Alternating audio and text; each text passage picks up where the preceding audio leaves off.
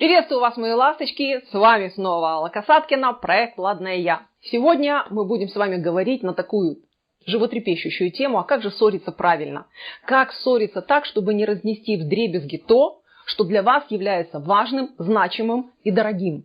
Потому что обычно ссоримся мы тогда, когда уже внутри нас, вот тут уже вот дошло до самой точки не могу, согласие мириться, уступать, терпеть в чем-то, когда мы уже подвигались, и нас загнали в угол, а больше двигаться некуда. И уже невыносимо в этом углу находиться. И вот тогда нас прорывает, мы начинаем скандалить, требовать, наступать, качать права, бить посуду, я не знаю, чего угодно, бросать обвинения. Короче говоря, очень часто после этого мы оказываемся, как старуха в сказке о золотой рыбке, у разбитого корыта. Потому что, увлекшись эмоциями, мы разнесли вдребезги все то, что для нас было важно и значимо. И как же сделать так, чтобы и поссориться, но сделать так, чтобы выгода от этой ссоры была максимальная. Выгода, я имею в виду, это когда хорошо и вам, и тому, с кем вы ссоритесь. Потому что, когда хорошо кому-то одному после ссоры, это не ссора, это перетягивание одеяла, и следом будет еще одна такая же ссора, и могут отжать очень сильно вас. А как же сделать так, чтобы это было выгодно, чтобы это было хорошо и полезно для вас и для отношений, сегодня разберемся. С вами Алла Касаткина, проект «Ладное я». Вот ссылочка на сайт, там очень много полезной информации для вас. Подарок для вас, курс «Секреты счастливой женщины» есть в описании видео. Кнопка красная, если горит под видео, поднимите чуть-чуть выше экран, посмотрите.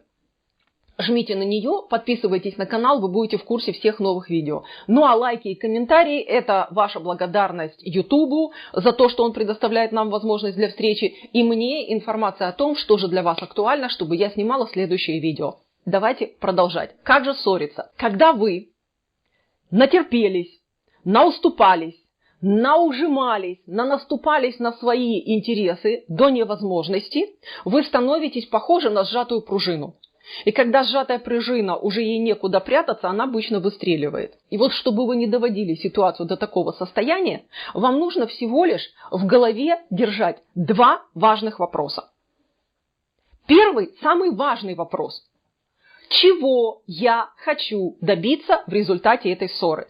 Не вообще, чтобы он меня любил, или чтобы наступил мир во всем мире, или чтобы я была там, я не знаю, уважаемая или еще какая-то. Это очень большая цель для одной конкретной ссоры. Это цель для большой стратегии, но не для маленькой ссоры.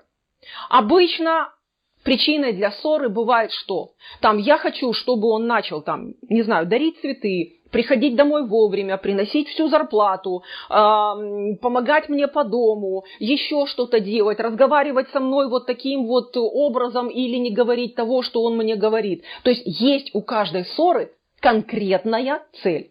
Когда вы держите у себя во внимании эту цель, чего я конкретно хочу добиться, чтобы мужчина, когда вы ему скажете, ты меня достал, я больше не могу с этим мириться, там тра-та-та, когда мужчина скажет, что ты хочешь, и чтобы вы могли ему четко, конкретно сформулировать, чего вы хотите. Поэтому перед тем, как затевать ссору и ужиматься до беспредела, как пружина, подумайте, а чего вы действительно хотите, как вам будет удобно, на что вы согласны. Потому что когда вы это держите у себя в голове и говорите об этом с человеком, вам больше шансов, они стремятся к 100%, что вы получите именно то, чего вы хотите. Мало того, вы не просто получите то, чего вы хотите, человек вам будет признателен за это. Он будет вам благодарен за то, что вы вроде как устроили ссору, но с другой стороны, он понимает, как можно сделать так, чтобы этого больше не было. Это первый момент. Второй момент, очень важный в этой ситуации. Всегда помнить, а чего же я хочу избежать.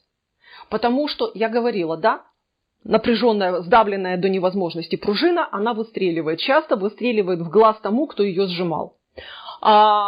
Чем больше вы терпели, тем больше шансов, что вы сейчас психанете, разнесете все вдребезги, и потом будете очень сильно жалеть о том, что ваши отношения пострадали. И тогда вам придется еще больше уступать для того, чтобы их восстановить.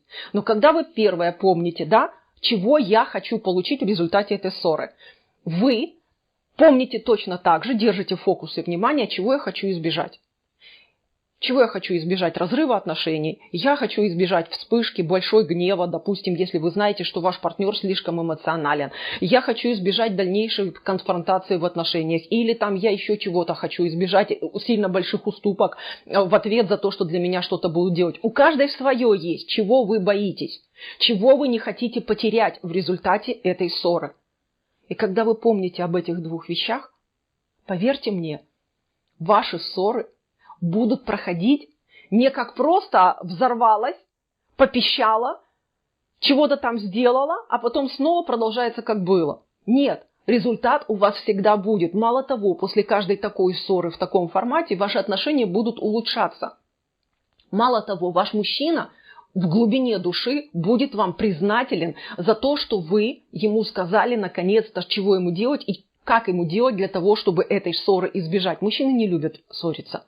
Говорю вам сразу. И когда вы понимаете, что вы можете этим процессом так управлять, чтобы вам не приходилось доводить до точки кипения, постепенно вы научитесь говорить о том, что для вас важно, раньше, до того момента, когда вы будете похожи на вот эту сжатую пружину, которая сейчас стрельнет в глаз. И тогда ваши отношения выходят на более комфортный уровень. Почему? Вам некомфортно сейчас что-то? Вы тут же об этом сказали. Слушай, делай, пожалуйста, вот так, потому что мне вот это неудобно. Или давай договоримся, а как же сделать вот так и вот так, потому что это неприятно, неудобно, неправильно или еще как-то. И тогда ваш мужчина вам благодарен. Вы цените то, что он заботится и учитывает ваши просьбы. Качество ваших отношений здорово улучшается. И тогда мир и любовь царят в ваших отношениях, чего я вам искренне и желаю. Если хотите со мной поспорить, не вопрос, жду вас в комментариях, а также жду ваши все мнения, эмоции. Может быть, вы уже сразу проиграете в голове свою ситуацию и продумаете, что бы было, если бы я поступила иначе, так как Алла советует, и напишите мне, как бы это могло выглядеть. Буду тоже рада ответить на ваши вопросы в комментариях. Жмем лайки, комментируем и до встречи в следующих видео. Пока-пока, мои ласточки!